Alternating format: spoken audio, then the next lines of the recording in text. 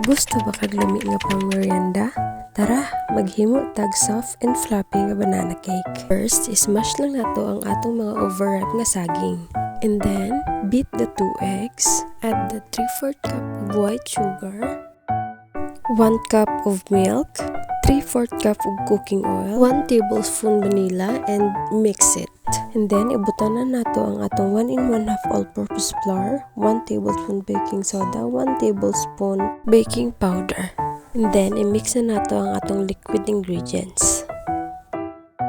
Ibutang na po dayon nato atong gismash nga saging. Nag-add na lang po dayon kog chocolate chips and mixed nuts. Optional lang ni siya, guys. I-transfer na nato ang atong mixture sa baking pan. Ibutangan na lang po na ko ni siya toppings, guys, para mas lami pa jud siya. After 45 minutes, luto na siya, guys. That's all for today's video. Bye-bye!